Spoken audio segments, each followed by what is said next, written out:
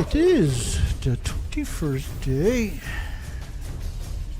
Blink, blink. 21st day of December 2023. And I know it's hard to keep up with me. I produce so much material. It's got to be overwhelming for people. And I understand that. You get a good show, regardless, for everybody that is able to keep up with me. For tonight, we're going to switch back to Time Machine and go back to the early days of Fukushima, because that's really important to give people a foundation. We got some stories from the day also. We're going to cover it. And my name is Dana Durnford. You can call into the show at 709-589-4406. 4406. And Fukushima is an incredible story. It's just, it's a story that demands respect and it demands urgency. It's a very urgent story. And, you know, people will say, Dana, happened 12 years ago, and you're right. But it's nuclear. It never goes away. And unfortunately, it never stops coming out of the melted reactors and fuel pools that had melted down. And so normally I start off with pictures and just introduce everybody with the pictures. Say, you know, basically there's, oh my God, I'll get there at some point. Basically that there's no nuclear scientists on the planet. What have I got done here? There's no nuclear scientists on the planet that would look at the two buildings to your left and right, Reactor 4 to your left and Reactor 3 to your right. There's not a single academic on the entire planet in the nuclear industry looked at that and didn't know the fuel pools were gone. And these journalists to your right are not even in Japan. They're in identical reactors in the United States, which has 70 of them. And they're claiming that they're in the fuel pool. So that's very worrisome. The media spent almost 80 years mocking you and your knowledge of nuclear and getting away with it. They've been indoctrinating your friends and your families and your loved ones and themselves for many, many years with characters like Spider-Man, which is created by the nuclear industry, right? Remember, he's bitten by a radioactive spider, and now he's a superhero. You have the Hulk, the same kind of scenario where they came in contact with radiation and became superheroes. And there's many of these superheroes that the nuclear industry has created in order to indoctrinate your children in increments over decades. And, you know, families with good intentions do a lot of harm by buying them movies and pillowcases and Halloween costumes of these false idols. And you can't be a hero unless you wear a cape at this day and age, right? And they got enough heroes to replace all nuclear, or all people in the world. And so one of my friends mocked up Dana in a cape. But the word heroes have been diluted many different ways.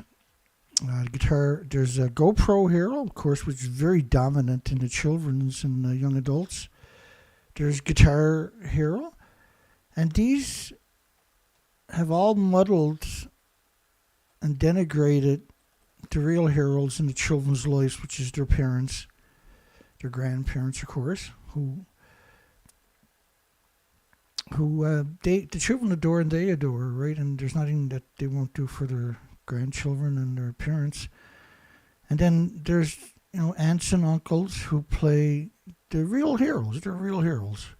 But the children don't see that. They're so blinded by the nuclear industry's caricatures. So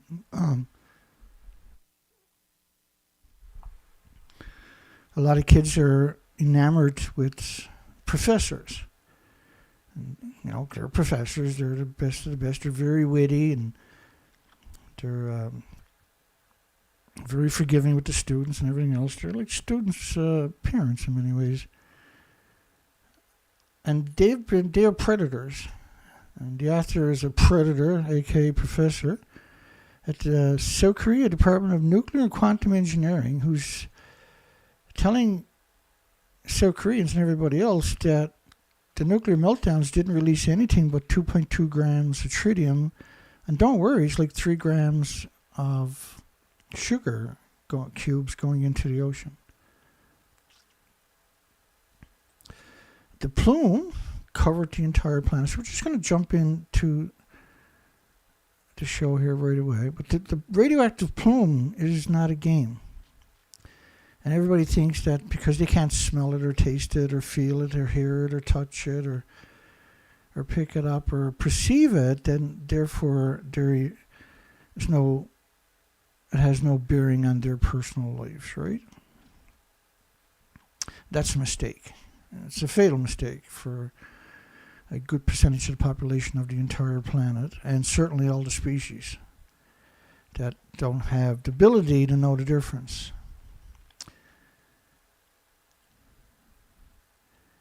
And so, like, marine life can't avoid eating fish, for instance. That is incredibly polluted, right? And neither can the migratory birds and the migratory species.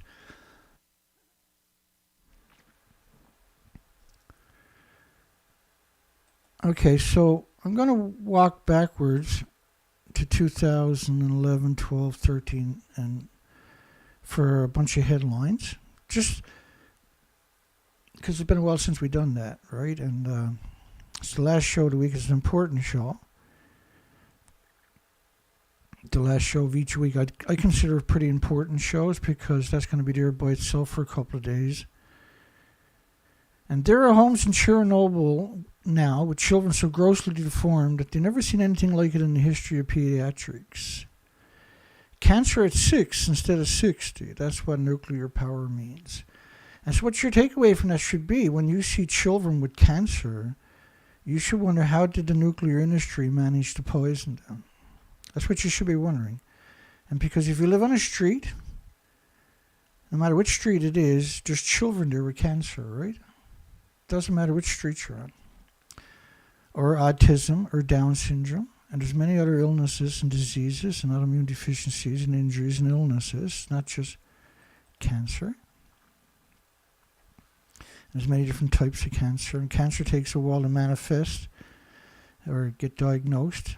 And there's other diseases that might show up pre-diagnosis that are catastrophic to the health for everybody, not just children. But children, they say 10 to 100 times more vulnerable to the same doses as me or you would be vulnerable to. But it's actually infinitely worse than that, because children who are developing are producing a prolific amount of hormones, and they're radioactive hormones now, and stem cells, and they're radioactive.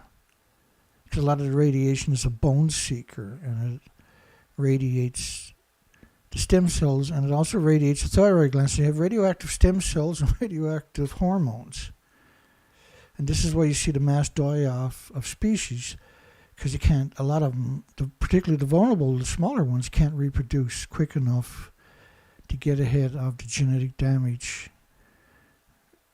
And Fukushima in particular is just one of the many accidents and purposeful releases, and 30 years of dumping with no checks and balances into estuaries and streams and rivers. And the biggest aquifers in North America, most of them have been contaminated directly by the nuclear industry, who have built their national laboratories directly over those aquifers, because if there's a meltdown, that's where they want it to go. The industry is not naive, and it's not gullible. And it knows exactly what it's doing, and it bought into it. And that's why they got the jobs that they got. This is a cult, a deadly death cult, and radiation is their weapon and their poison. A Japanese medical doctor, contamination in Fukushima Daiichi now spreading all over the world, and there may be damage in other countries. Now we know there's damage in other countries, and we do many times provide the documentation for those assertions of the fallout in countries. Stanford publication where TV experts paid to say Fukushima Daiichi had a small leak when it was the largest in the world. And if you go look up the largest nuclear, the biggest or the worst nuclear accident, you'll see Chernobyl. Everywhere you go. Chernobyl was a brand new reactor. It didn't have fuel pools with decades of reactor cores stored at the top of the building on top of that. Fukushima were old reactors, and they had 4 decades of reactor cores, each of them at the top, and 2 fuel pools at the top of both buildings. The fuel pools have no containment, so the fuel is still splitting atoms. So think about how many atoms you got to split to boil water for 1 million people. So imagine taking that out of the containment, putting it in a pool where there's no containment, and it's still producing the same atoms. Where do you think they're going to go? Do you think they're going to stay there? If you look up nuclear power plants, look for aerial pictures. What you'll start noticing immediately is almost every one of them are surrounded by farms as far as you can see. That's not an accident. That's an actual...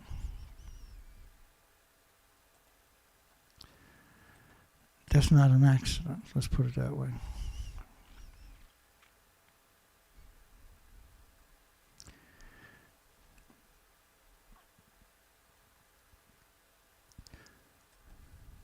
So Chernobyl was a graphite reactor. Fukushima were pure uranium, pure plutonium. So the difference is absurd. It's a 100-to-1 difference. In Fukushima, it was 100 times more uranium, plutonium per reactor core than Chernobyl. And Japan's reactors, there's 4 of them melted down and 8 fuel pools. But just a reactor is 100 times more powerful. And at the top of each building could be 10 to 12 reactor cores.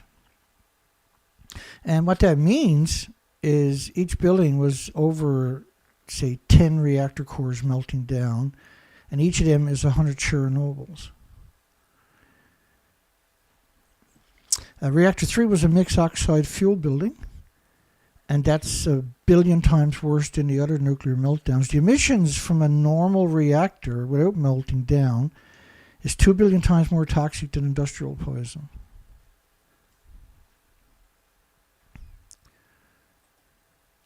And so Chernobyl is no comparison. Chernobyl was brutal. I mean, they closed 9,400 farms in Ireland, Scotland, United Kingdom.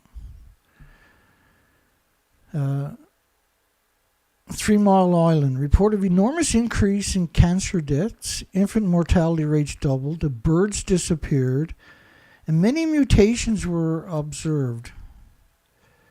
And there was a radio show at the time with allegations of where they were covering these stories about pet deaths after radiation exposure. It was supported by top universities' reanalysis of 3 Mile data. But what most people don't know was that when people that evacuated came home, they found their animals had their eyes burned out of them from radioactive fallout. Their eyes were actually visibly damaged from radiation fallout. So there was a huge amount came out. And they covered it up successfully, like they have with every other accident and the current ones. Scientists, the slower you spread radiation doses, more effectively produces cancers and inherited defects. Heart problems, liver, lung, respiratory, pituitary, thyroid, adrenaline problems, the list goes on. It attacks your entire system. It attacks, like, you get a single atom with 200 million atoms on the head of a needle. You can't see it, but you take one of those atoms and put it in your muscles or your bones. Your body will attack it for the rest of your life, relentlessly with white blood cells, trying to build a sarcophagus around it. We call it a tumor, right? It's trying to build a sarcophagus around it. That could take 10, 20, 30, 40 years for a single atom. Because it's a foreign invader, we don't have an immune system or immune trigger to defend against it.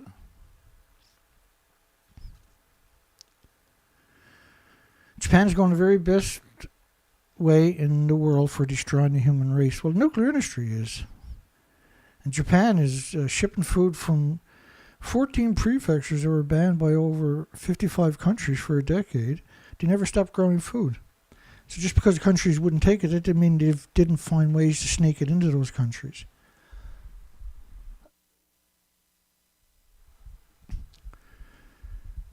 So normally I say I got a frog in my throat. I think I got a horse in my throat there tonight. It's like, frozen water ruptures pipes at Fukushima plant, and the cooling system stops at the spent fuel number 4. That's 2012. That's quite the interesting statement, actually. I'll show you why. So the fuel pools are at the very top of the building, right? So that's reactor 4. If the fuel pool cooling stopped in the building to your left, and the fuel pools, of course, to your right, you can see at the very top of the buildings. These were 190-foot, 65-meter, 19-story buildings.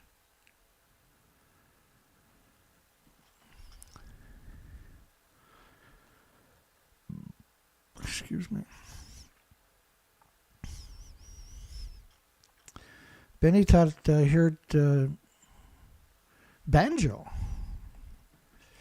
You might have heard it if I left the microphone on, because I was playing the banjo just before I went live. So, how can you have pumps in a cooling pool stop when they don't even exist? There's the evidence. Does the evidence even matter anymore? And it seems I've been isolated and ostracized from all social media sites, bar nothing.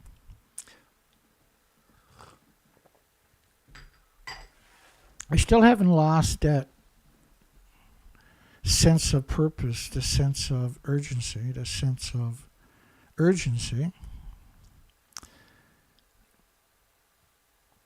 that the world has to come to their senses. They got no choice. If they don't come to their senses, well, they will at some point, obviously, right? And so I'll do my best, no matter how long it takes, to get this conversation going. And the thing is, I'm just going to get better every single show.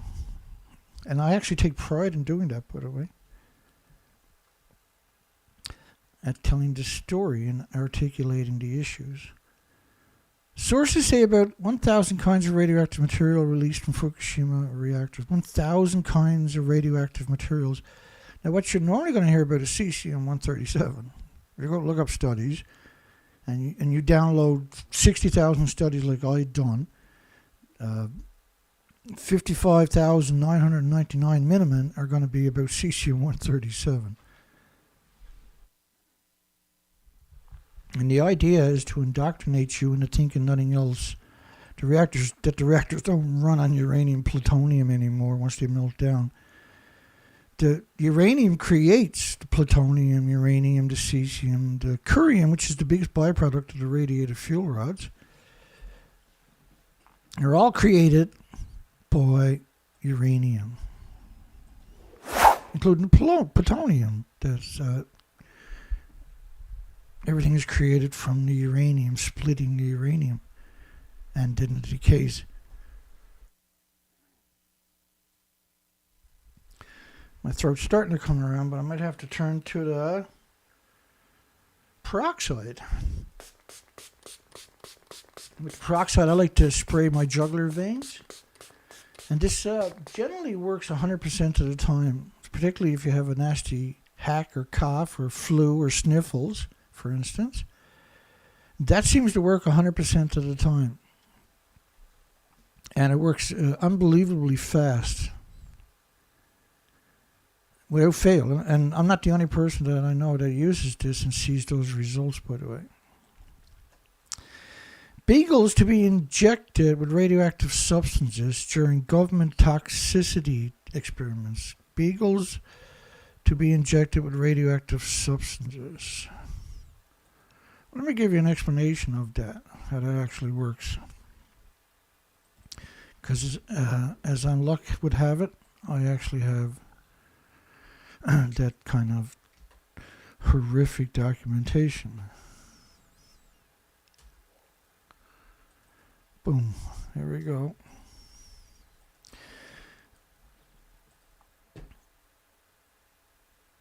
So in a study of 144 beagle dogs and beagle puppies, yeah, Fossey's beagles, that's right. That's another one. 144 beagle dogs were given a single inhalation of plutonium-238. Deaths from the radiation occurred from 1.5 to 5.4 years after the exposure. So within a year and a half, death was occurring. Tumors of the lungs, the skeleton, and liver occurred beginning about 3 years after the exposures. Lungs, skeleton, and liver. So 3 different types of tumors that they identified.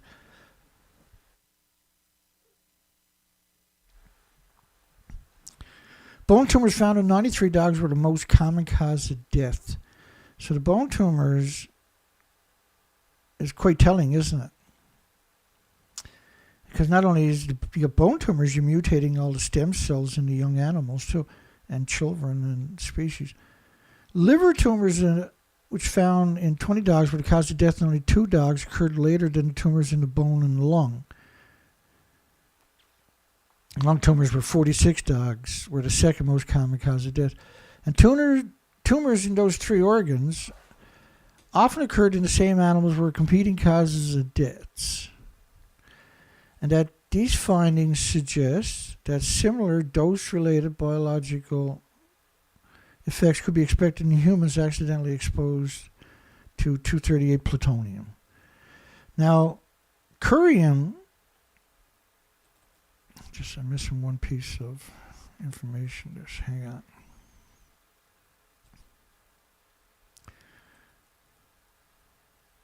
I might never find it. Yeah, there it is. So let me go back to this one. These findings in dogs suggest that similar dose-related biological effects could be expected in humans accidentally exposed to 238 plutonium. But it was discovered that the human kidneys are at least 50 times less efficient than animal kidneys at removing the plutonium.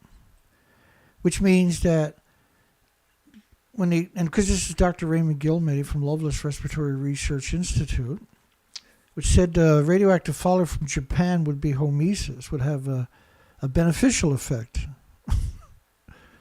Because they're the military, right? The U.S. military, so they don't care about you.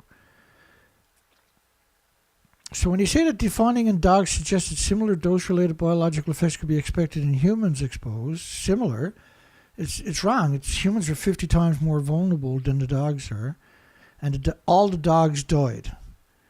And all the dogs had 3 different tumors: lungs, bones, and liver.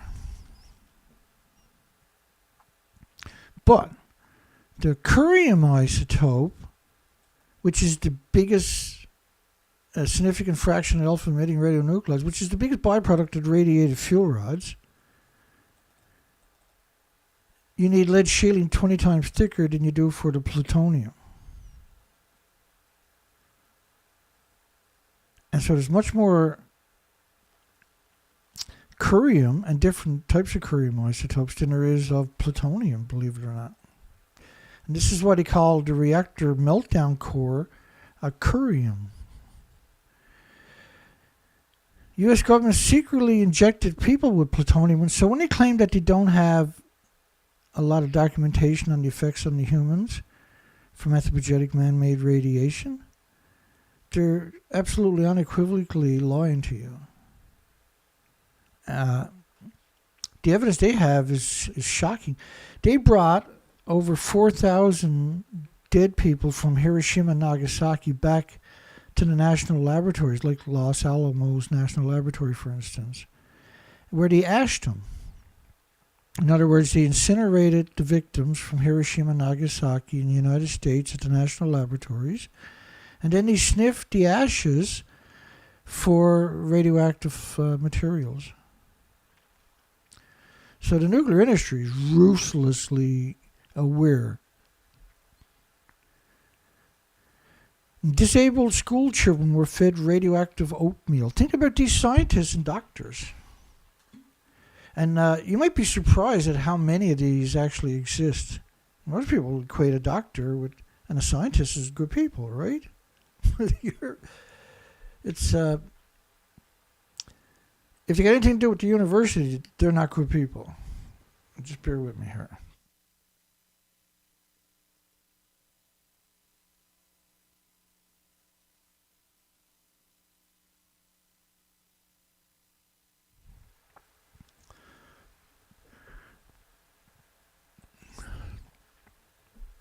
Shocking radiation propaganda on local TV news near the troubled California nuclear plant.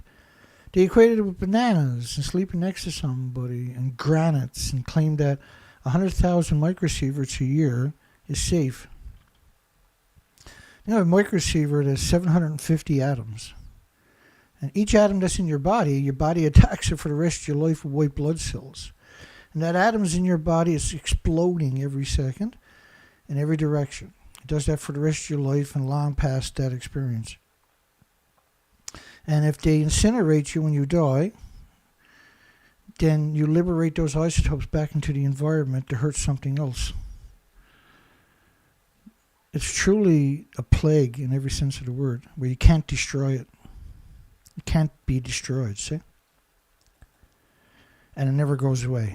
And it attacks everything with replicating cells. If that's not a plague, what actually is, I wonder?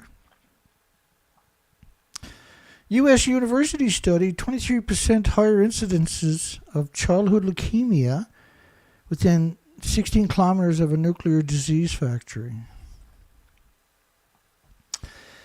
In Germany, 70,000 reports of suspected health damage every single year among the nuclear workers. This is why they got rid of nuclear in Germany, not because of Fukushima. It was something like 10 years before Fukushima they announced they were getting rid of it because of the health issues. They had to pay all these pensions and health care and everything else. Evidence leak in nuclear plants to ill health, increasingly compelling. And it's clear something is going on. UK government blames unidentified virus for childhood leukemia rise. Unidentified virus. In fact, we got studies where the UK said cancer clusters around nuclear reprocessing sites in children was caused by the common flu. So don't think for a second that an academic won't gut you to further their career and your loved ones and everybody in your community. They will do it on the drop of a hat. That's their job. They don't get their tenure to be a professor without signing that clause that they will sell their soul to the nuclear demons, so to speak. I'm using just a standard microfiber cloth to clean my glasses, and this stuff is amazing. And this one is just like the yellow ones you would buy for your car. It does an amazing job of cleaning the glasses. Way better than my chamois.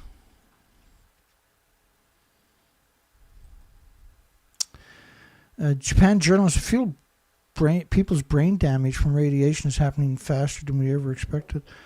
And a sign of brain damage was obesity rates. So if you know friends or families that were a stable weight all their life and all of a sudden gain a huge amount of weight, it was probably from poisoning from fallout or from Japan's insidious, monstrous food production.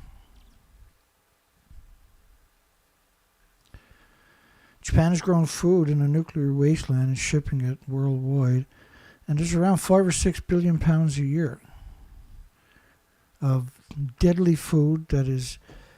This is why I call them disease factories, by the way. PBS frontline Miles O'Brien, as we affectionately call the one-armed bandit. Cheeseburgers and fries, a much bigger risk to your health than cesium. Which is it's revolting to suggest that. Japan's 20 millisieverts, which is 20,000 microsieverts, for evacuation is extremely low, which turns out to be 4 times higher than Chernobyl. Miles O'Brien. Fukushima radiation is 10% to Chernobyl. Risk of getting cancer, he said, is very, very small. And the government's limit of 20 millisieverts is conservative. The limits before that was 0.01 becquerels per kilogram. And you're talking about 20,000 microsieverts. Think of a microsiever as 750 atoms, which is like each atom, it pulses energy. That's called a becquerel. And so one atom could have millions and millions of becquerels into it in its lifetime. Pure energy is what these things are. PBS, New York Times, rather, coal produces more radiation and deaths than nuclear. PBS special on Fukushima could have used George Monbiot or the like. New York Times, of course, we know now is disgusting. The journalists that work there should be banned from any kind of social medias and human contact. Op-ed rips PBS's Fukushima documentary, Miles O'Brien, the one-armed bandit, cavalier treatment of potential increases in cancer. An absurdly low outlier and inexcusable muddling of the facts. He's quite proud of it. He's unbelievably proud of it, is what we notice. 90% higher incidences of childhood leukemia around nuclear power plants. Author calls for an investigation, International Journal of Cancer. But cancer is just one of the many diseases from radiation.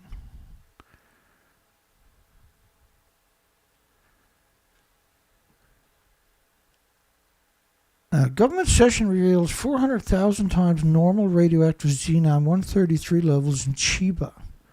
Actual figures may be much higher.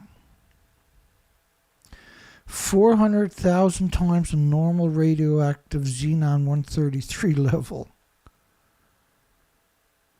which burns through your lungs and ends up in your bones, by the way. Actual figure may be much higher. Not maybe much higher, it's significantly higher. And when you find that kind of quantity and quality of isotopes, then you can expect similar numbers for many other, for every iodine-131, and we're talking numbers that are beyond comprehension, there's 10 times more 132, 30 times more 133, 31 times more iodine-129. The 132, 133 iodines, by the way, are 10 times more effective at ionizing and radiating the thyroid glands of insects and birds and mammals and animals and humans than the incredibly effective iodine-131 actually is. And the numbers we're talking about are stunning, and that these effects are permanent. Some of these isotopes have short half-lives, but the effects are permanent. And the xenon is known to cause dramatic increases in lung cancer. It bombards the humans with very powerful X-rays. And xenon from Fukushima was the most ever recorded by far. We've never seen anything like Fukushima. There's never been anything like Fukushima. Fukushima, each reactor in Japan that melted down, just a single one of the reactors is worse than all nuclear meltdowns worldwide combined.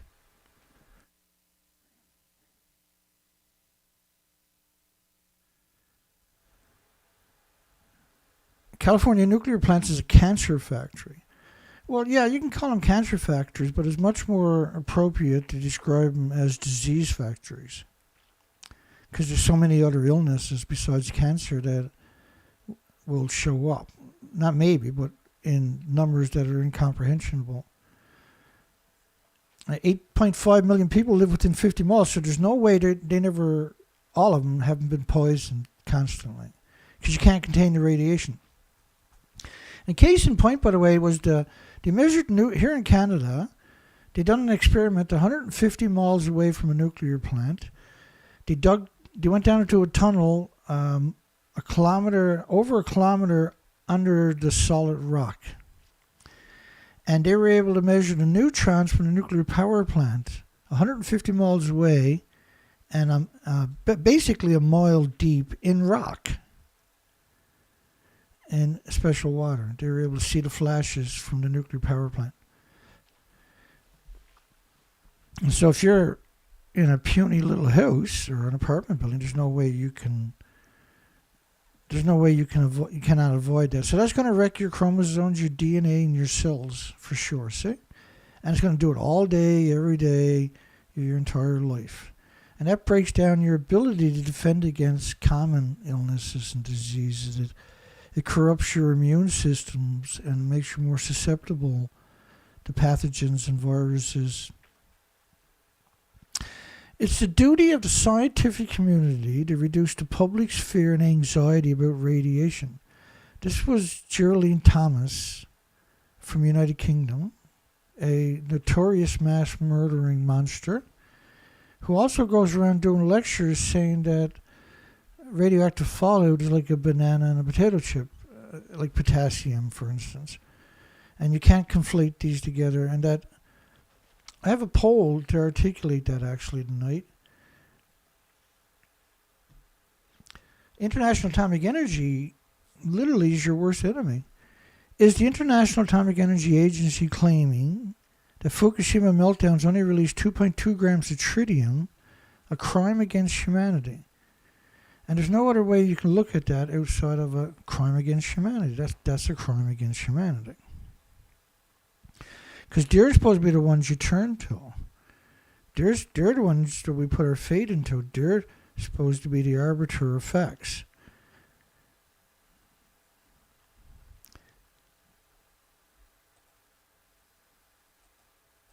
And they're your enemy. Experts are already hearing reports of kids suffering heart attacks. Kids. Beware of deadly cardiac problems in children caused by Fukushima radiation. Tokyo University expert. Cancer or illnesses from Fukushima radiation will be in 5 to 10 years. It's a disaster affecting all residents of Japan. But it didn't take 5 to 10 years for the cancer and illnesses. Japan's National Cancer Center said the number of patients rose by 865,000 extra cancer patients in 2012, and they stopped reporting on it after this. They have never released the numbers after that. 865,000 cancers in 2012, 865,000 extra cancers.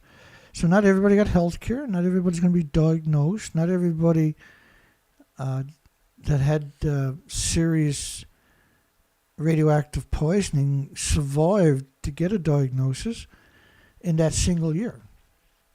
And, you can't study radiation by just looking at cancer in the population. You've got to look at heart problems because that's going to explode. You got to look at liver problems because where do you think a lot of the radiation ends up? You got to look at lung problems because how do you think it gets distributed? So you got heart, liver, lung, respiratory, pituitary, thyroid, adrenaline, Alzheimer's, dementia, autism, diabetes, Down syndrome, schizophrenia is the basis of what you expect to see increase after a nuclear accident. All of these to explode, not to increase, but to explode, to dominate the healthcare system. And that's what we're seeing, right? I got a brother with dementia, and I got a sister with Alzheimer's. When I was growing up, somebody with Alzheimer's dementia was almost unheard of. Now we have clusters. In fact, we have clusters now of people in 5 and 6 people at a time in little tiny communities in a week or two period dropping dead of heart attacks in their 40s and 50s. It's not something I had ever even heard tell of. Now, cancer epidemic started in the 70s after a couple of decades of nuclear fallout. Because, you're not getting huge doses, but you're getting constant doses. And the constant doses is a serious issue. Almost 500 millisieverts, half a sievert of radiation for some in the corridor northwest of Fukushima meltdown. About a 50-50 chance of cancer. Well, the other 50 will die of heart attacks and illnesses from the radiation. Cancer can show up quite quick if you're consuming radiation in your water, in your air, in your food, showering, doing your laundry in it and everything else, right? And so your body attacks all radiation permanently with white blood cells. And so if you get a lot of radiation into you, and they are with 500 millisieverts, so that's 500,000 microsieverts. Take 500,000 multiplied by 750 to get physical atoms. And it's infinitely worse than that. And so when you flood your body with radiation, physical atoms rather, it sequesters in your muscle, your organs, your bone, your body attacks everything, but it also attacks all the damage created by each atom, because each atom explodes. And that's killing millions of cells and chromosomes and DNA.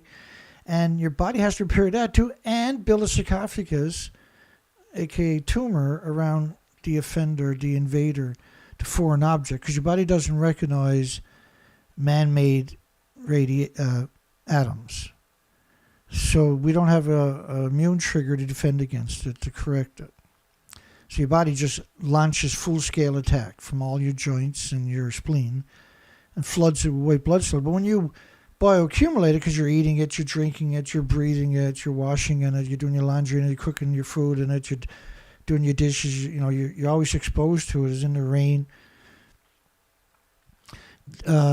Then your body produces so much white blood cells, they call that leukemia. So this is what we're seeing in Japan in the first year with 865,000 extra cancers. And cancer is just one of the many illnesses and diseases, not immune deficiencies and injuries and illnesses that will manifest. Renowned nuclear policy expert, every amount of radiation exposure increases your risk. And they always talk about cancer, but once you go deep down the rabbit hole, you quickly realize that these are disease factories, right? And that there is no safe level of radiation. The reason they talk about cancer is because when it's in your body attacks it for the rest of your life and builds a tumor around it. But what about you get millions of them in your body? And that's called leukemia, because your body's producing so much white blood cells. And probably one of the most frightening things is the International Atomic Energy Agency. And that's why we got a poll tonight, is that particular headline there. Is the International Atomic Energy Agency claiming Fukushima meltdowns only released 2.2 grams of tritium, a crime against humanity? I provide enough documentation every week that you can beat them in court. There's no way they can beat you in court. There's no way they can win the case. International Atomic Energy Agency today admitted there's no such thing as a safe level of radiation. June 2nd, 2011. And that the allowable radiation standards that they have are based on natural stuff, not anthropogenic man-made radiation from nuclear reactors and fuel. Try wrapping your mind around that statement. You know, it's hard to imagine a million people don't hunt down everybody International Atomic Energy Agency and hold them accountable on the spot. It's hard to wrap your mind around how egregious that kind of betrayal actually is, that they're doing that. Let me see. So imagine your child gets the flu, and you bring the child into the doctor. Doctor breaks the child's neck and kills the child. So, okay, well, they haven't got the flu no more, because that's what the International Atomic Energy Agency is doing to you. But it takes a bit longer before it kills the kid, right? But that's exactly what they're doing to your kid.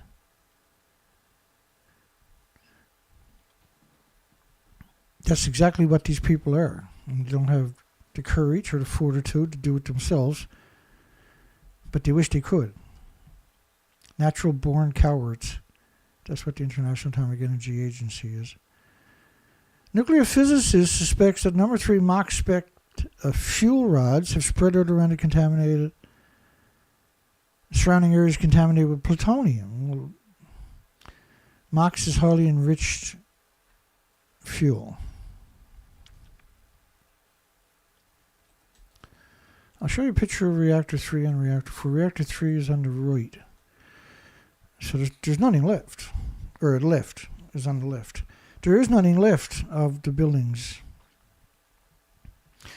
So when they say that Mach 3 is suspected of spreading around the area, look at it. The building is missing. There is nothing left. And the only reason they left those stumps there was so they can manipulate you by pretending, they put a cover over it, doesn't physically touch it, and then pretended that they're in getting the fuel out of the pool. They've done the same thing with Reactor 4, for instance.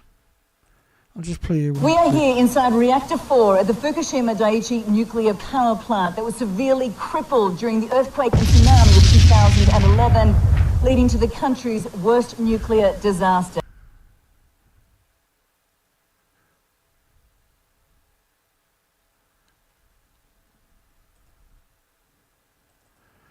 Disinformation by nuclear proponents. Disinformation is, it's not disinformation. It's horrific, monstrous. It's shouting fire in the theater, basically.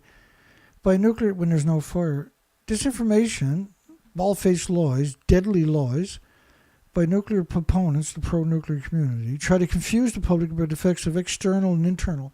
Well, you can't, like, external. How would I put it? So I had a trailer, and the trailer was built in a sealed building in an airtight area, and that the trailer itself is airtight. And so now we're going to seal it. Once it's built, we're going to seal that. We're going to bring it somewhere where there's a lot of radiation. We're going to have you inside it the whole time, and then we're going to drop you right there where the radiation is, let's say. So anywhere in Canada, for instance, anywhere in the United States. And then the radioactive fallout will pulse right through the trailer and destroy your chromosomes and your DNA. There's no way you can escape it. There's zero possibility you can get away from it. That's how bad this stuff actually is. But if you're outdoors in any of these countries, North America, for instance, or really now anywhere on the planet, because of 80 years of dumping it into the environment, burning it into the environment and everything else, when you breathe it in, it's electrically charged. So it bonds with your muscles, your organs, your bones, and it sequesters there. It's stuck there permanently. You don't chelate it out of your body. You don't excrete it like they claim, which is meant to disarm you from comprehending the horror of the reality of what we're dealing with. Top cancer doctor, nuclear radiation is the most carcinogenic thing that exists. Because when you get a single atom in your body and you put 200 million on the head of a needle, you can't see it. So try to perceive one of them. If it gets in your body and sequesters, your body attacks it for 10, 20, 30, 40, 50 years, a single one. And we'll build a tumor around it at some point. And there's no way you cannot breathe in radiation from nuclear weapons. And when Fukushima happened, there was no way to escape it. And some countries got exceptional doses, like Canada and United States. It's exceptional. And Japan was shipping food to Canada after 90 days. Nobody else on the planet would take the food. And Canada removed all restrictions. And so everybody in Canada was poisoned. And the healthcare in Canada can't keep up with the incredible amount of illnesses and diseases. Give me 1 second.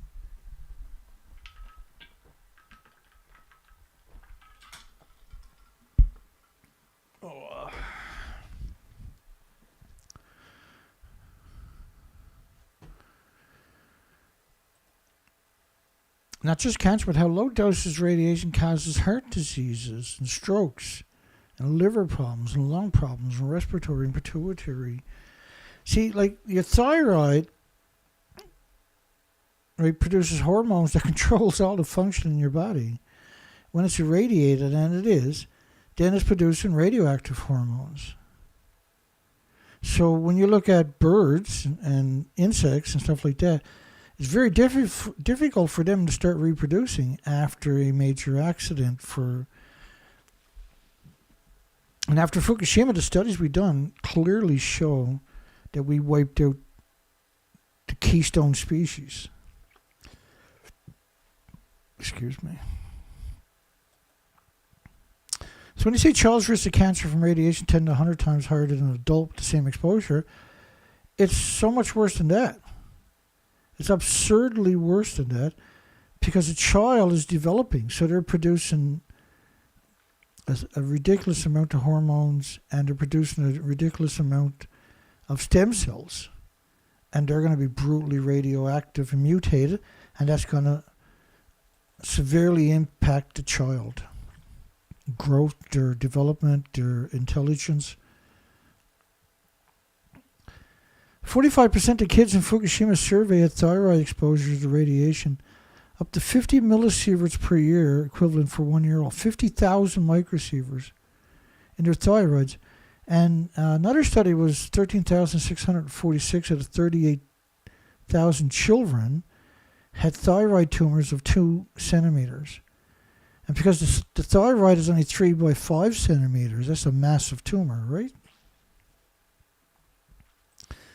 And so a lot of these studies got redacted by Geraldine Thomas from the United Kingdom at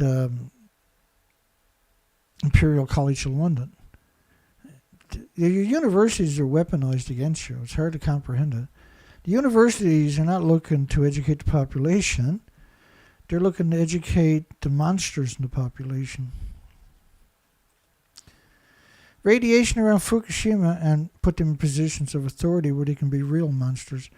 Radiation around Fukushima nearing levels where humans vomit uncontrollably and the hair can be stripped from the bodies.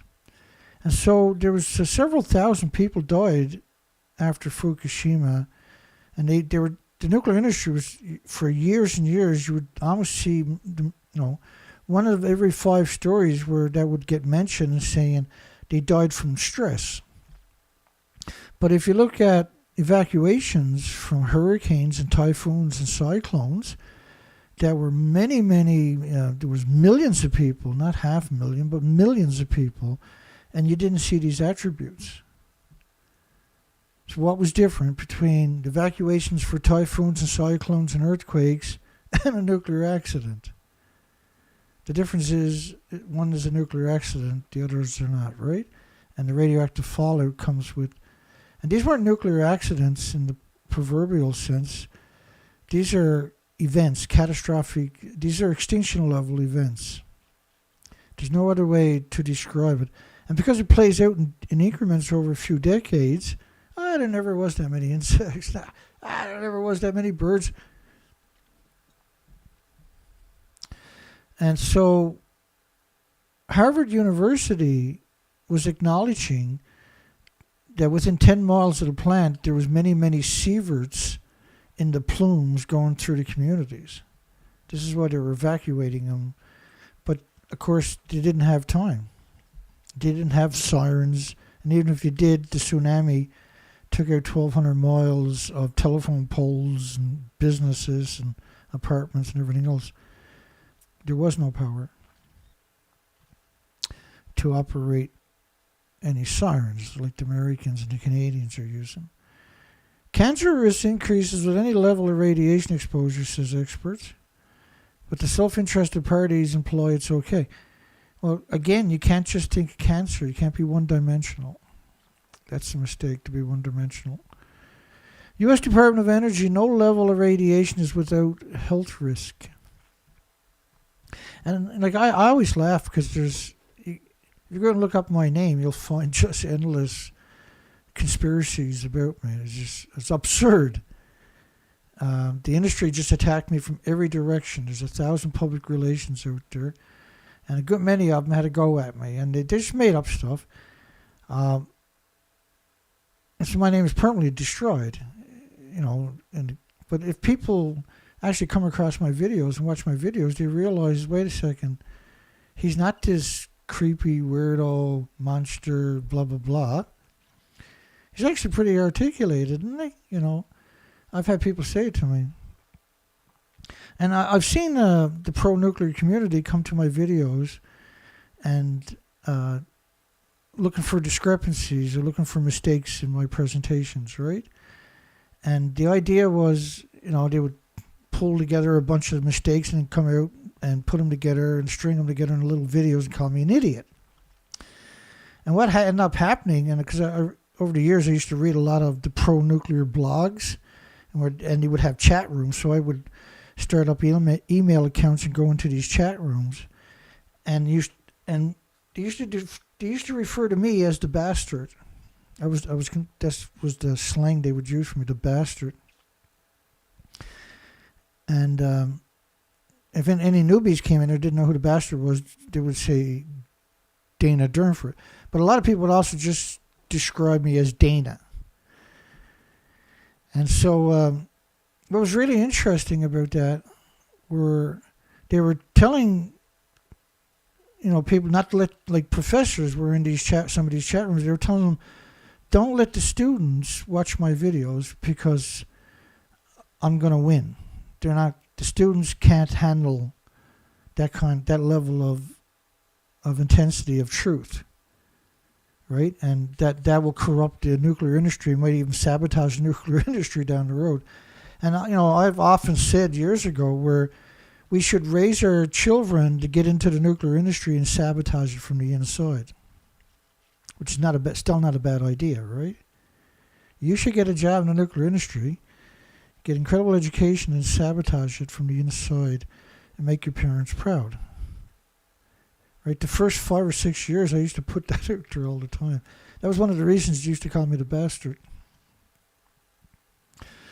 U.S. Department of Energy acknowledged that no level of radiation is without health risk, because your body doesn't have an immune trigger to defend against it, right?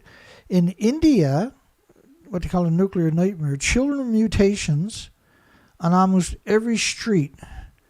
Children with mutations on almost every street, deformed head, lopsided bodies, toad skin, eyelids turned inside out.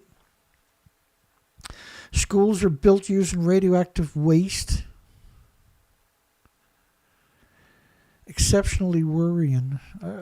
It's an understatement. Extinction threat for salmon run. Loss of sardines, squid, sea urchins, kelp, massive sea star deaths, marine mammal strandings.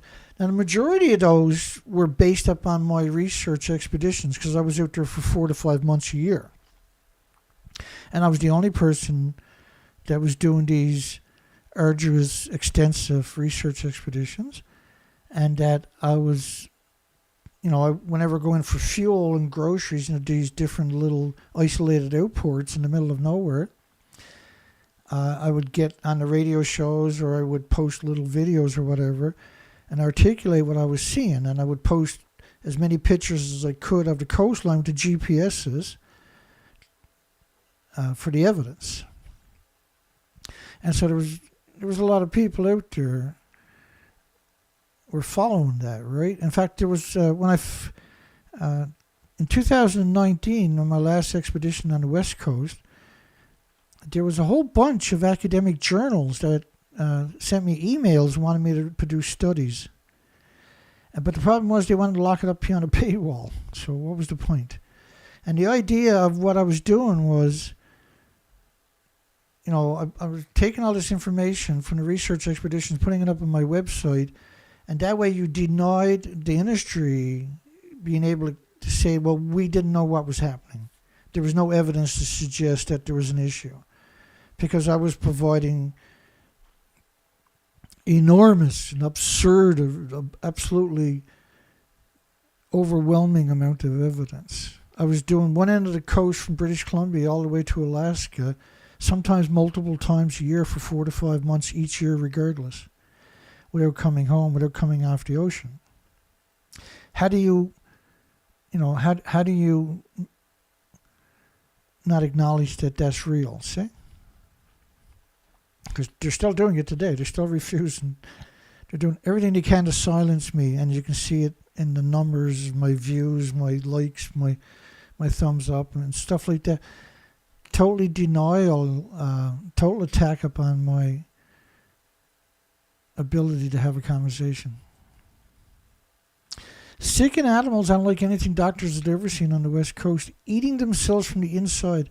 Cancer, these animals normally don't live long enough to get cancers. Liver, pancreas, intestines shut down, infested with parasites, immune to antibiotics. Unprecedented catastrophe. And what we showed on the research expeditions was, in fact, let me bring in some.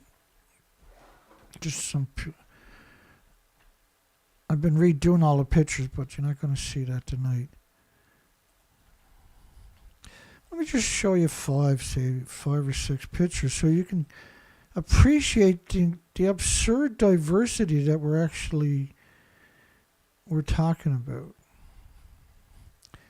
And because I used to be a commercial diver, and I used to be a boat operator, commercial boat operator,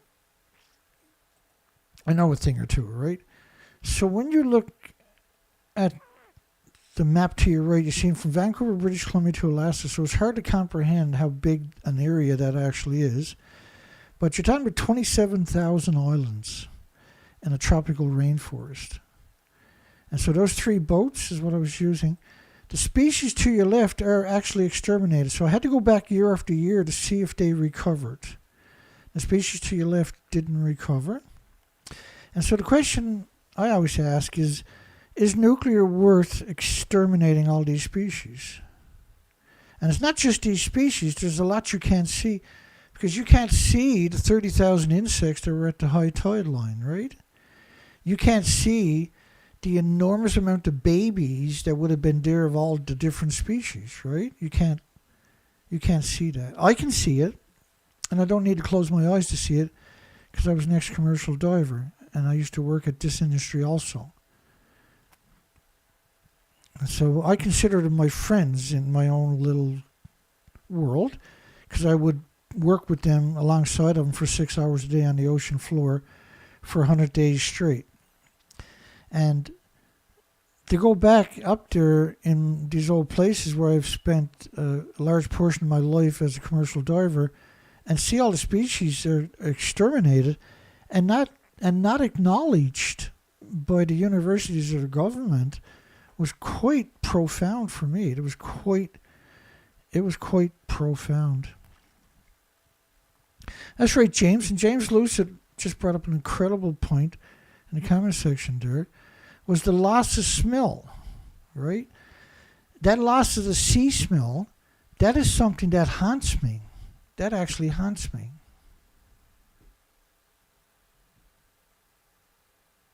Dana got a broken orbital? Wow. Holy smokes, Dana.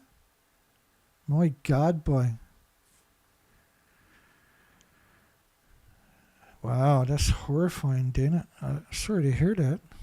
My goodness.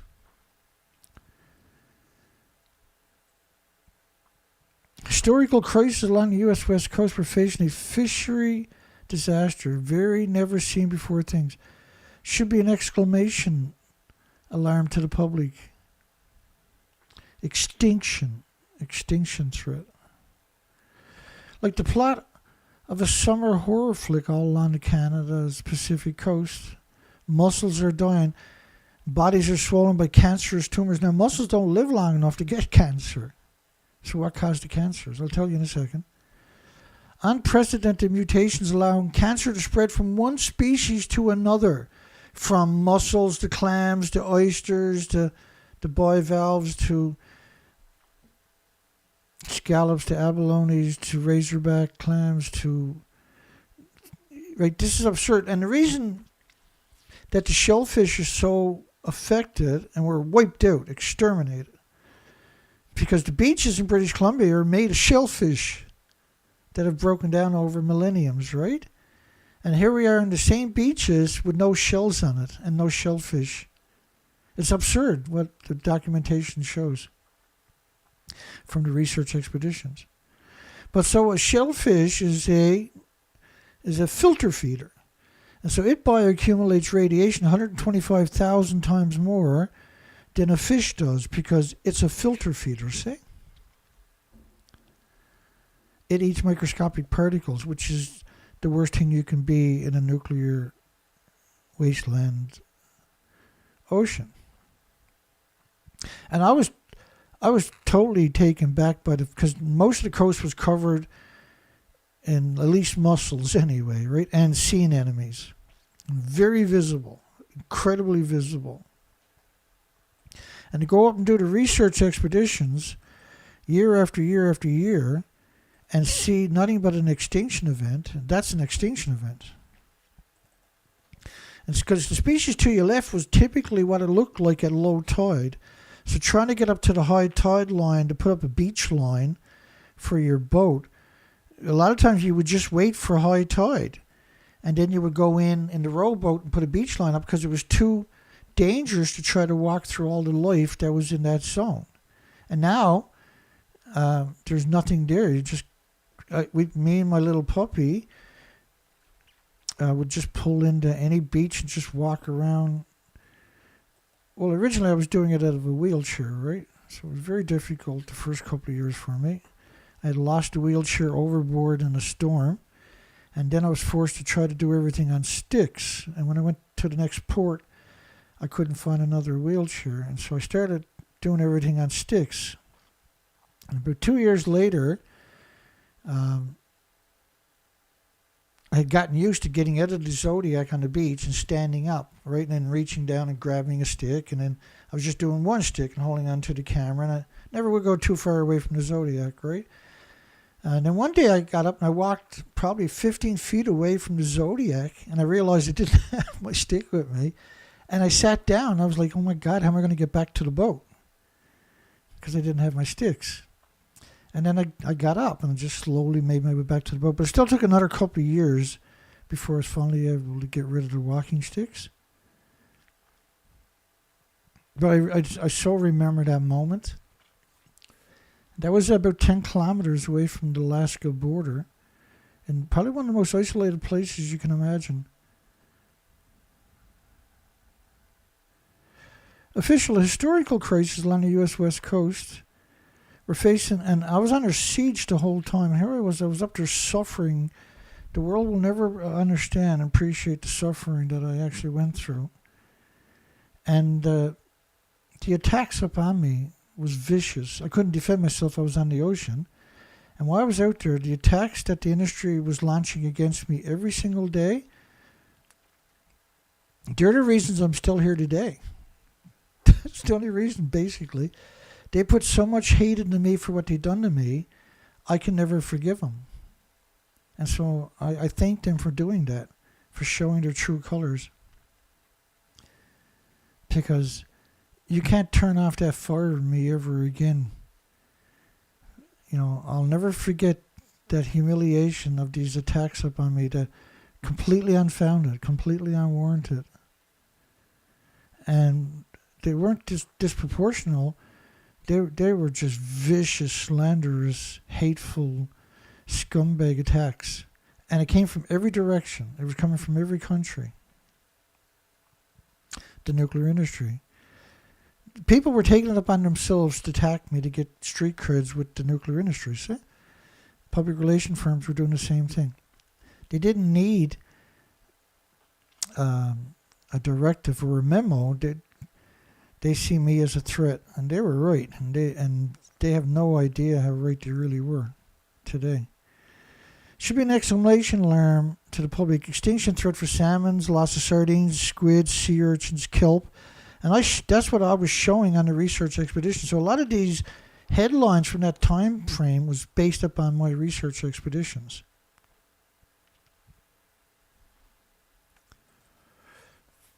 I'm not bragging about it, I'm just stating a fact. Federal training manual referred to sick and nuclear workers as Freddy Kruegers. That was a training manual. Say if somebody in the nuclear industry gets sick from the radiation, treat them as if they're a Freddy Krueger, as if they're an enemy of everybody. Child cancer risk doubles if exposed to just a couple of x-rays worth of radiation during pregnancy. The University of Pittsburgh radiation expert.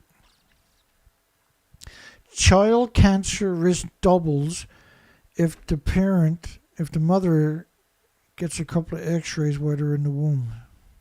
And you know, like, you're going to get x-rays and they put these aprons on you to protect you. Well, it doesn't protect you because the machine calibrates itself to get the x-ray. And so it's going to calibrate to produce more radiation to get through your lead vest, which means you're going to get absurd doses. And if you think that's an accident, you are dreaming that it works that way and that they've done that. It's a genocide. The whole industry, one great big, evil, despicable genocide machine. Officials back from Fukushima. Invisible blanket of death covers everything. It's a nightmare.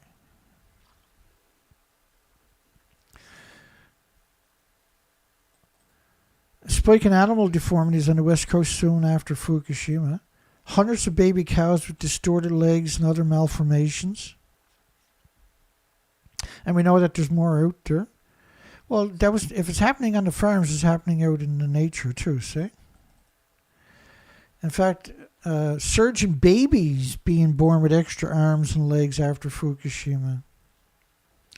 Nurses say many are getting abortions to avoid inconvenient babies. High numbers of stillbirths. AFP, which is a major media, extreme high radiation levels detected in Tokyo. 500 microsieverts an hour. That's half a millisievert. At playgrounds, we get yearly limit in 120 minutes. But you can't conflate the emissions from anthropogenic man-made radiation with the natural stuff.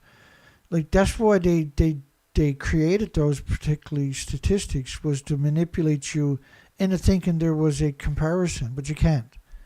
Man-made has no, natural stuff like potassium, we're already acclimated to it through genetics pure selection. Listen, they don't attack me because I'm wrong. They attack me because they hate themselves. Because I remind them of how evil they are.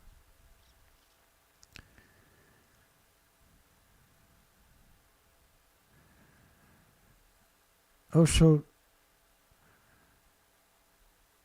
the major meeting in Japan on plutonium paradox in Japan. What do you do with the spent MOX fuel? Right, and so, first off, spent fuel is splitting atoms. Same atoms it was to boil water for 1 million homes in a containment is now out of a containment and is splitting them atoms into the environment. And this is why we're in so much trouble on this planet. This is why we're seeing such a disaster. What do you do with the spent MOX fuel after you use it? Because you can take fuel out of a reactor core and put it in a fuel pool, but you got to add 120,000 liters each day minimum. Because because they're going to boil that off. And each liter is going to be hundreds of trillions of anthropogenic man-made atoms. And that's going to be released into the environment, and it never goes away. Been doing this for 80 years, and it's going on all day, every day. It's insidious, really. You got to realize that the more fuel you produce, the more radiation is emitted into the environment. Because when you take fuel out of the reactor core and put it in the fuel, that's another reactor core splitting atoms into the environment. And so when you start adding up almost 80 years of these reactor cores that are taken out and put in fuel pools with no containment, and then are splitting atoms into the environment, you get it's hard to comprehend because you can't see it or smell it or hear it or taste it or feel it or touch it or pick it up, throw rocks at it or perceive it. But you need to worry about it. This is full MOX reactors don't get up and running. There will be no way for the country to consume the plutonium. Well, if you can't consume, and see, that's another misnomer, was that if you take MOX fuel, reclaim uranium, reclaim plutonium, put it in a reactor and use it for energy, it's still only going to burn about 1 or 2% efficiency. So when you take it out, it still has 97% of its original material, except now it's so energetic that it's billions of times more toxic than industrial poison. So that's why a single atom is so catastrophic to everything with replicating cells. The government simulation shows radioactive plume of krypton, Superman, 85 over Tokyo on March the 15th. Reactor number 3 with MOX exploded on March the 14th. So almost all the inventories, 95% of the inventories were lost on by day 6. And some of it went China syndrome down into the earth. Some still, little bits is left in the buildings, but it's only a fraction of the original inventories. We have had gigantic plumes circling the planet non-stop for almost 13 years. And so Superman, Krypton, everybody's familiar with Superman and Krypton. Well, Krypton is your enemy too, and particularly your loved ones, and particularly all the species enemies. Japanese media blackcoded the words MOX, plutonium, and meltdowns. Most of the fallout from the plutonium containing MOX fuel will drop on the United States unless very strong winds take it elsewhere. I gotta go slurp, hang on.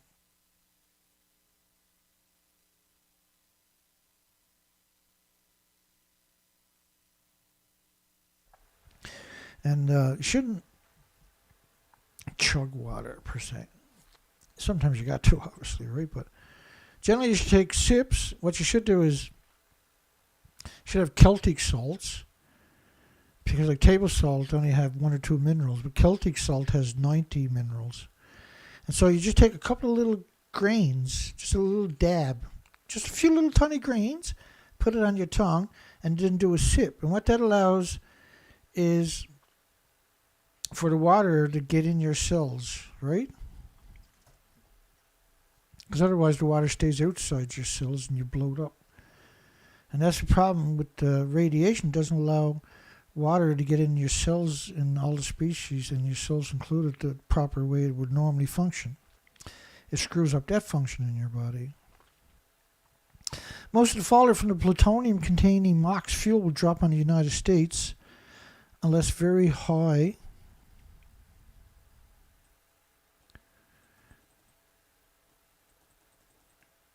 strong winds take it somewhere else.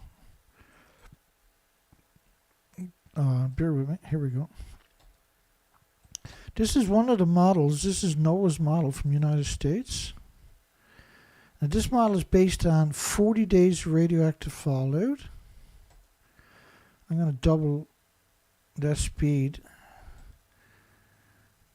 Just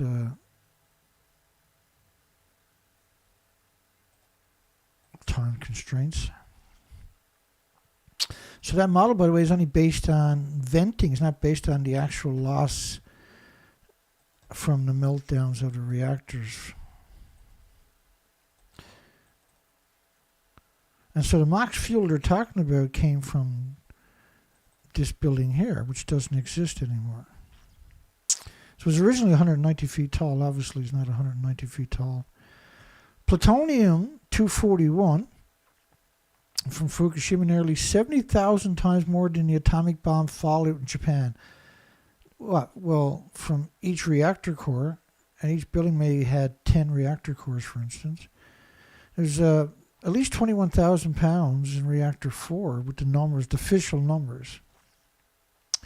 Large areas of the ocean are contaminated by plutonium from events such as Fukushima, and the buildup in the biosphere is expected. A considerable hazards to humans, and the molten fuel now particulate contains special nuclear material. And they might be, this might where they're referring to the sulfur peroxide hydrogen buckyballs. And this was in effect, and that's from spraying salt water on the melted reactors, which were burning at around 9,000 degree Fahrenheit temperatures. And so we don't have anything to contain that, right? But the sulfur peroxide hydrogen buckyballs, they were aware of this in the 50s in ocean testing, was that when they done under the ocean testing, the sulfur would liberate and create these spherical balls. Like, think of a soccer ball. And that would ingest the uranium, the curium, the plutonium, the americium, the neptunium, the strontium, the krypton, the xenons, everything else, inside of the spherical sulfur peroxide hydrogen buckyballs. And the sulfur peroxide hydrogen buckyballs were very mobile. They don't need jet streams to travel vast distances. They're very mobile. They're little nuclear engines because they're pulsing energy at the speed of light every second.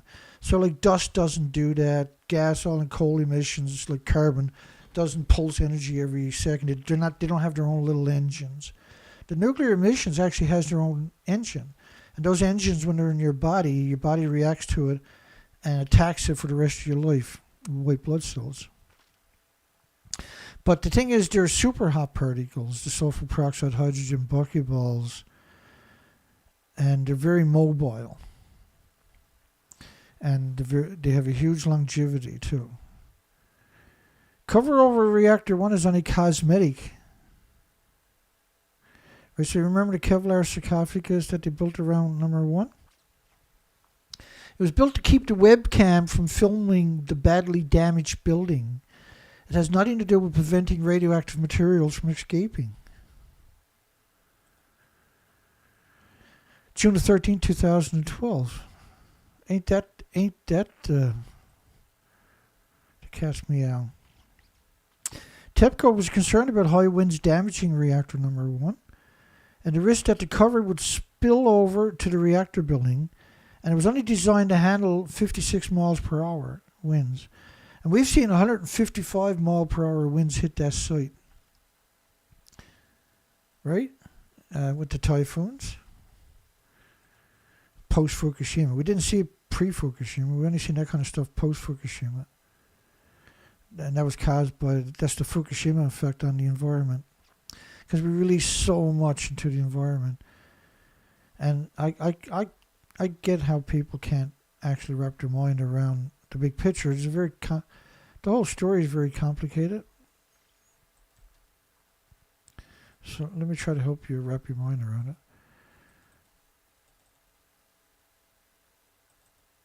So the radioactive fallout, this model is only based on 20 days. So look how much of the planet gets covered in just 20 days. And it's still coming out today. It doesn't stop coming out. NRC's team initial impressions were that the spent fuel pool number 3 might not be there after seeing photos from different perspectives. And that's quite the interesting story too. So let me show you some pictures of it, because these are very dirty, sneaky people, the Japanese. I have so much disrespect for them. You can't possibly articulate, only because they're so sinister. They're such sinister people. Okay, let's do this. Here we go. So let's talk about Reactor 3 for a minute. So Reactor 3, when they seen that picture, they knew the fuel pools were gone. There was no opinions. This wasn't a conjecture. The Nuclear Regulatory Commission's team initial impressions were the spent fuel pool number 3 might not be there. Well, because that's what it looked like right there to your right. And this was a better picture of it after they sprayed a bunch of reagents on the buildings to bond with some of the particulates to stop it, the atoms from contaminating the air. So the homeless didn't drop dead too quick, basically. So there's not a nuclear scientist on the entire planet looked at that and said that the fuel pools and the reactor cores were there. And so what they done was they built this contraption off-site. They stripped down the building, and the building should have been stripped all the way to the ground. But what they decided to do, I'll give you a better picture of Reactor 3. So they stripped it down more than that. I'm looking for the prime picture, but let's keep going. So they stripped it down, and then they built this contraption off-site. They brought it in and laid it over the fragile building, or the stump of the building. So normally you would have just stripped this right to the ground. There's nothing functional left, right? So what they decided was keep it there, put this contraption on it, and then tell the population that, this is the official picture to the right, that they were in the building that doesn't exist, walking on top of a building that don't exist, which is something you can't do that. If you go there right now, you can't go up and walk around on top of a nuclear meltdown. You can't do it. It's a lethal dose. It can't be done. And so when you look into the building, to the pictures that they provide, I was very fortunate. There was one, I can't remember what year, it was 2015 or something. No, it was later than that, 2017, 18 or something. This picture came out, was very, very high quality. It was like 5 million pixels by something else. And I was able to zoom in on all the reactors and extrapolate the pictures you're looking at right now. And so I got a lot more than what you're seeing right now. And we were able to extrapolate the details. And after it had done that show, all Japanese media blocked people from being able to download pictures about the nuclear on their sites. It didn't matter now because I had the evidence. That was a stunning moment. NRC's team initial impression was number 3 might not be there after seeing photos from different perspectives. Water 1 sievert per hour dose rate was leaking directly into the ocean. And you know me, every time I hear the word leaking, I want to kick the shit out of a nuclear scientist or a journalist. Either boat will do. Japan experts, second explosion was more like a bomb at Fukushima. Well, the explosions are caused by the meltdown itself.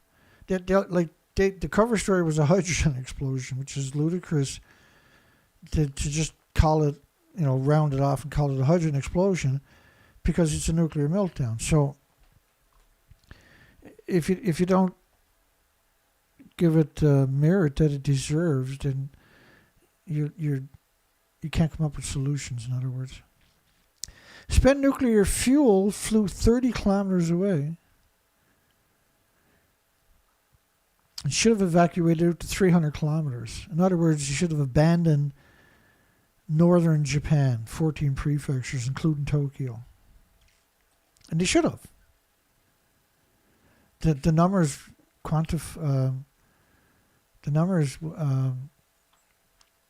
dictate that they should have.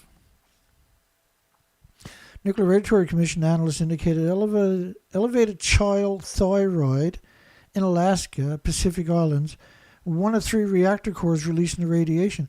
So there was 4 reactor cores, and they cover up Reactor 4. They vehemently deny Reactor 4 melted down. They claim, and they show all kinds of pictures, we covered it verbatim, where they claim inside the top of that building, when you look up, when you look up, and if you're in that building, you did anyway, but if you're in that building, you look up, this is what they want you to believe it looks like. That's the official picture. Reactor 4 doesn't exist. Here's another picture for you to really wrap your mind around it. So Ernie Gunnarsson and his creature, Megat Gunnarsson, she was a public spokesperson for the nuclear industry for over 2 decades. Arnie made the racks for the assemblies, which is holding the fuel rods of the reactor cores that were in the fuel pools, like the one behind him. Now, he made the racks for 70 of those exact reactors. So if he doesn't know that the fuel pool is gone, who would? So in other words, he's a rat, right? He's 100% rat to do what he's doing. You know, like, if you go way back, if you had a time machine, you go back, and because YouTube took down my other channel, right? But there's 1,600 presentations on that site where there's absurd amount of documentation on that one from all my research expeditions too. The Great Book Burning, where they burned basically 1,600 books, because these presentations a lot of my presentations are just absurd amount of work. And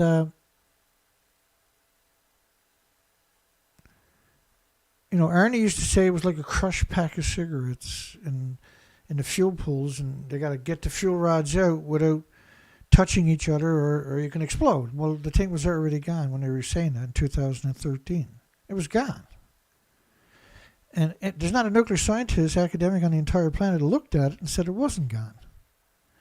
But Arnie's still today perpetrating the story that it looks like the building to the left instead of what it actually looks like, the building to the right. I think it's so evil that somebody could actually do that. I've been at this for 22 years. I still can't wrap my mind around that people are that evil. I really can't. Because I can't see myself. I can't imagine myself doing something like that. U.S. government kept the worst case Fukushima scenario secret from the public, and the possibility of radiation exceeding safe levels of thyroid doses in Alaska. In fact, they were estimating Alaska was exceeded in all the children up there. There is no safe dose, right, for thyroids. I mean, Ottawa study was 220 million atoms of iodine-129 per liter rainfall in central Canada. That means you saturated the thyroid glands of everything and everybody, every insect, every bird. There's nothing escaped it. And it's never going to go away for 150 million years. And see, because like natural uranium-238 that's in the ground, that's got a half-life of 4 billion years or something, right? But that's not going to harm you. It's natural. But man-made, if it's got life for that long, it maintains its energy, very dangerous energy for its entire lifespan. So plutonium-239 got a 24,000-year half-life. And so you got to multiply it by 10 to get its lifespan. It's 240,000 years, almost 250,000 years. But it doesn't lose its energy. And it's lethal to everything with replicating cells for that whole time. The entire nuclear core was injected into the environment. From Reactor 3. Let's have a look at Reactor 3. Does it look like the reactor core over there, which is at the top of the building, and the fuel pools was ejected from the building? Yeah, the building doesn't exist anymore. So where did it go? It went into the environment. It was ejected. I'm just going to look for because I got the videos. Well, this picture does a better job. This picture does a great job of it. There is no building. Right, they only kept that there to put a cover over it and pretend that they were in the fuel pools. Because the building actually ejected. That's the reactor core and the fuel pools following back down to the Earth. The Nuclear Regulatory Commission, possible worst-case scenario, examined MOX at number 3. They speculated that steam explosion would reject an entire core from the reactor. That's what they're talking about, reactor 3 explosion. So that building there is almost 200 feet tall. So how big is the explosion, right? And then, obviously this is not a 200-foot building. And the reactor cores and the fuel pools at the top of the building. And this was the mixed oxide fuel, what's known as the MOX fuel. This is exceptional fuel. This is stuff that's already gone through a chain reaction once.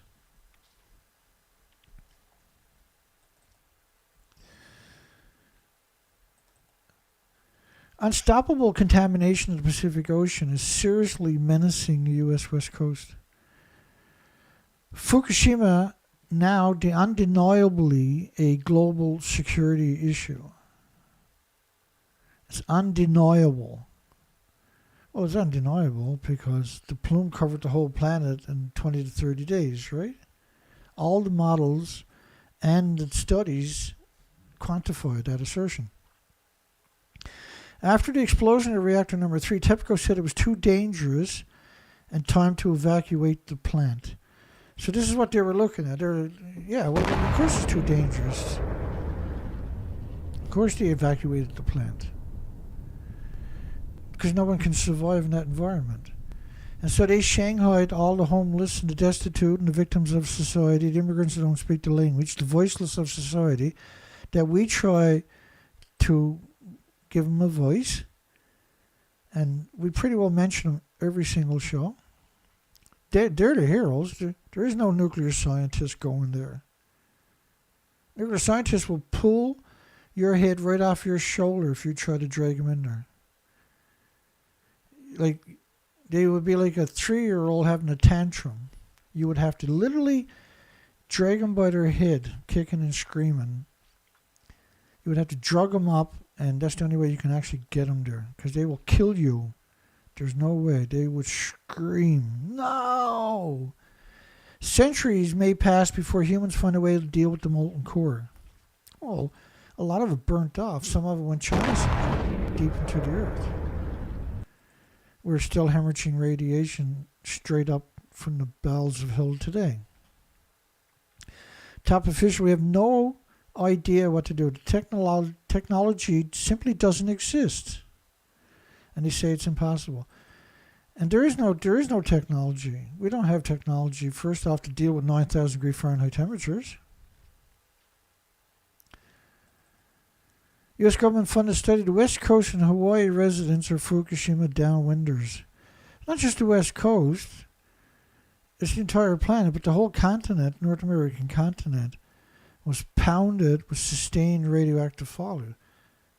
This is not up for debate. Loveless Respiratory Research Institute said the effects of radiation exposure are expected to be beneficial. But there is no safe limits, as I showed you many, many times tonight already. There is no safe limits.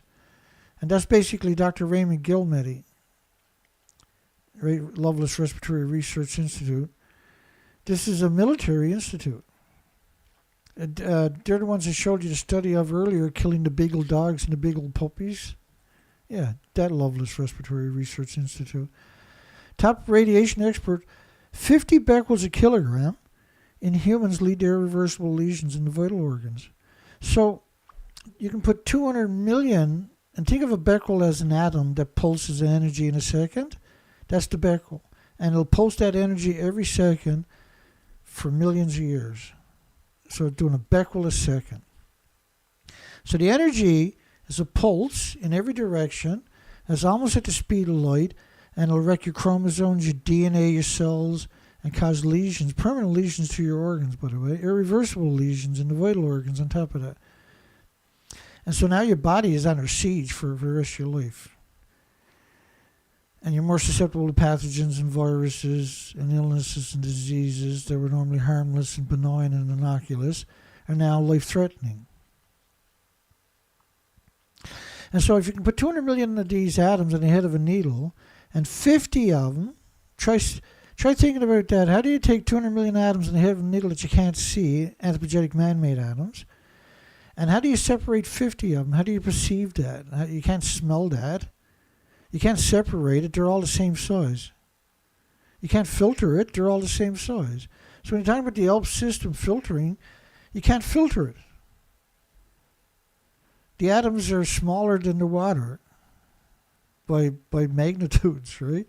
So how are you going to filter that? How does that work? It doesn't.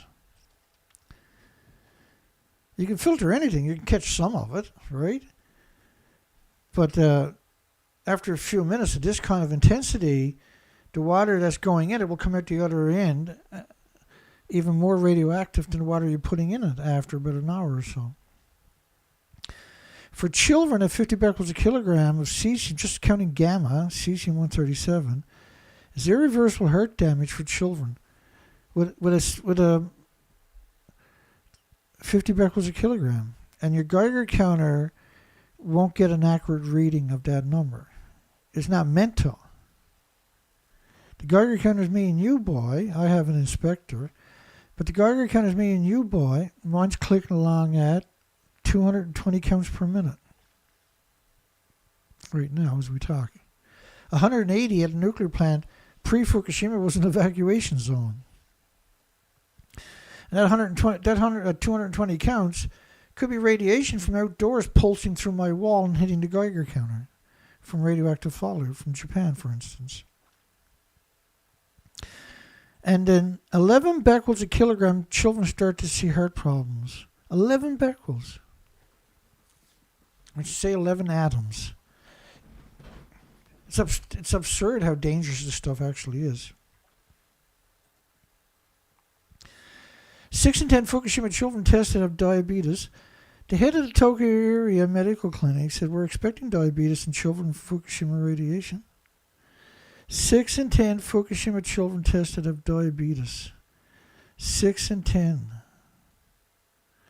And at the head of the Tokyo area medical clinic knew it was going to happen. They were expecting it in the children. That is mind-numbing. They put 3,000 of these fake Geiger counters in Fukushima City to manipulate the population into staying there. Every house in Fukushima City, by the way, is entitled to be decontaminated. In other words, it's supposed to be abandoned, right? The International Atomic Energy Agency today admitted there's no such thing as a safe level of radiation. And this was Rafael Grossi, I'm just going to invoke here in a second. Allowable radiation standards are based on benefits, not safety. This is a demon, eh? That Rafael Grossi, that's an absolute demon. His job is to make sure you can't have a future. Make sure that you get sick and die and your children get sick and die first. They said that the International Atomic Energy Agency radiation standards were merely international consensus, as studies had not found a safe level of radiation. And he cited a study from the National Academy of Science which said that 1 out of 5 workers would suffer cancer if exposed to what the International Atomic Energy Agency deemed as an allowable radiation level. The panel said there should be sufficient justification for the project, as their standards are not based on what is safe, but how great the benefit. So the standards that Rafael Grossi and International Atomic Energy Agency, which is United Nations, is using for your hospitals, for your schools, for your communities, for your homes, is not based on actual nuclear man-made anthropogenic stuff, but based on bananas and potato chips and walking in the sunshine.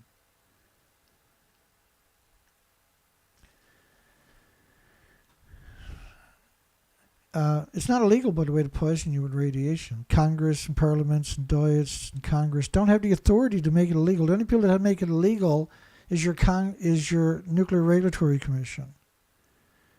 And as of this moment, no regulatory commission worldwide has ever made it illegal to poison you with radiation. And why not? Because the radioactive material from reactors is 2 billion times more toxic than industrial poison. So they can make it illegal to poison you with industrial poison, but they can't make it illegal to poison you with something 2 billion times more toxic than industrial poison. And I'm the bad man, of course. Everybody knows Dana's the bad man. I'm only bad because I'm honest. That's my biggest flaw, apparently, to the nuclear industries, is I'm honest. They can't understand it. Why can't you be lawyers like us, Dana? That's what they say. And I was like, well, scumbags, that's not something I can explain. It's something that should be inherent. So the grown food in the nuclear wasteland, 1 billion pounds a year of rice is coming out of this nuclear wasteland in Fukushima, which all those markers over there are the 14 prefectures that were banned by 55 countries for over a decade because it's not like a banana. It's not like potato chips. It's not like walking in sunshine. It's not like climbing a mountain. It's not like flying on an airplane. And they're growing food right alongside of 1-ton bags of radiation, for goodness sakes. Radiation is like explosions going off in your cells and blowing holes in your DNA, your chromosomes, your cells, every second. It never stops. It's a perpetual misery machine. The world's food chain could be compromised. Radiation seems inescapable. And this model is based on 468 hours, 19.5 days of radiation fallout covering the entire planet, and it never stopped coming out. Tokyo neighbor, cesium approaching levels found in Fukushima. Chiba incinerator dust at 70,000 becquerels a kilogram. So we've covered this over the years, right? Where they used to claim that all the radiation stayed in the ashes. Nothing was liberated back into the environment. That's the official story from the Japanese government and the pro-nuclear community like Geraldine Thomas and Miles O'Brien and Rod Adams and the rest of them. So first off, that's simply not true. And then when your dust is 70,000 becquerels a kilogram, that's a dirty bomb. That's the equivalent, that's the attributes of a dirty bomb. 88% of the cesium, when you only acknowledge cesium, that means you're a terrorist, by the way. 88% of the cesium in radioactive ash might be at risk of being transported away from the Japan's landfill by wind and rain, because you take the ash and they dump it outdoors. In fact, it was dumped over where they were going to have the Olympic swimming meets, right behind the bleachers where people were going to be sitting down to that. Right behind them was the dump for the radioactive ash. And so when it rains, the ashes, what happens to the ashes? It turns into mud. Or when they have the dry summers, it just blows away, right? Literally, it's an industry of morons. Radiation data from Seattle area survey may be withheld by the feds for national security purposes. The press watches, because it was 450,000 becquerels of xenon-133. So they just decided to hide it away, but it got leaked online eventually and then confirmed. Press watches, the government's dumped radioactive waste into Tokyo Bay, because Tokyo is a big nuclear wasteland, 240 kilometers away. The radioactive iodine, but if you're finding radioactive iodine, you're finding everything else. But the reason they're acknowledging the iodines was because it employs a short half-life, so it means you're talking about a recriticality, an ongoing chain reaction, which is really sharp rise in iodine levels in all three Tokyo sewages. So you had a criticality going on. Fukushima was burning radioactive waste, 100,000 becquerels, 100,000 atoms per kilogram to be incinerated. And 1 billion pounds of radioactive debris in the exclusion zone alone. And they're grinding it up and bringing it to other prefectures and burning it in incinerators. And I know there was one case where a single incinerator in Tokyo shut down after 3 of their employees had heart attacks on the same day. Cesium levels up to 334,000 atoms per kilogram in the sewage. Like, if you're excreting these kind of numbers, there's nothing good going to happen. And officials had raised the radiation levels for residents to get the iodate pills after the meltdown to 75 times higher than the World Health Organization did. And they're crazy, which is United Nations again. These are crazies. So why would you raise the limit 75 times higher? Because you also have to evacuate the children right? So they just kept them there, like Koriyama City. And then they spent vast sums of money to censor Twitter, for instance. In this case, that was equal to around $54,000 US. They censored a couple of people that were on Twitter having a conversation. Well, I guess that's it, and that's all of it. That's as far as we're going to get tonight. As far as I know, I'm back on Sunday night, which is Christmas Eve. And I'll try to put together something special for Sunday night, I think. I don't want the nuclear industry to get a day off. They got bills to pay, too. I'm talking about the people that are monitoring me all the time. I don't want to work on Christmas Eve, trust me, but this is not work. This is passion. And it's necessary. The nuclear industry doesn't deserve a day off in my world, right?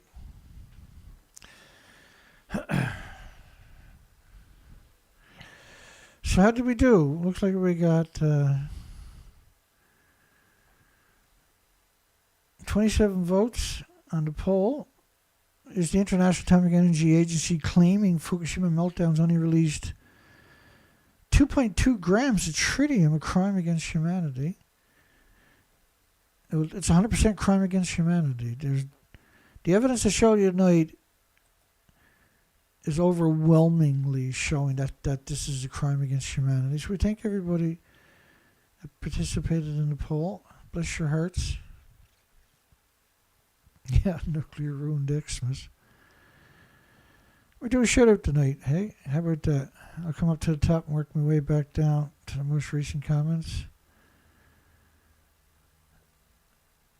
We got James Lucer was the first comment. Albert, Richard, and Dana Nasana. Hi, Dana.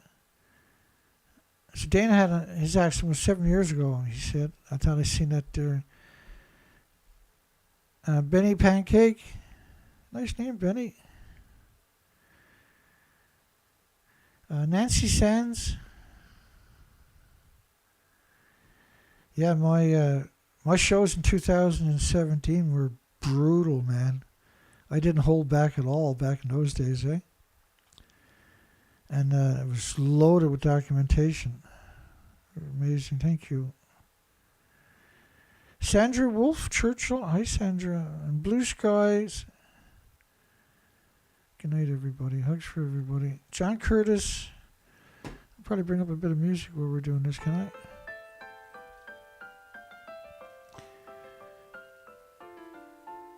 And I don't blame people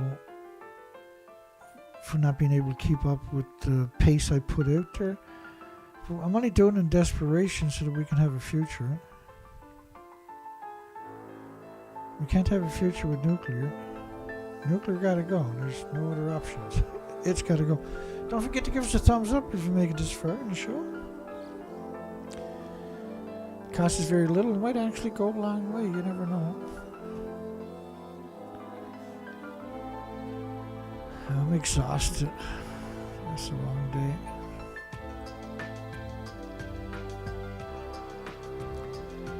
It's another long day for us. I put together a really good show for tonight, and then I switched gears. I said, actually, I'm just going to do a nostalgic show on the headlines from the old days, because it's been a while since we've done that. I think they're very important. These are very important presentations. I'll put these together. Have a great night. Have a great weekend. We'll see everybody on Sunday night. Because I'm a sucker for pain. You should be too. I'll be here on Sunday. I'm not sure. I might do the show an hour earlier. Maybe. And we'll see. There is a show on Sunday, though. Have a great day. Have a great week. We'll see everybody on the other side. Take care, folks.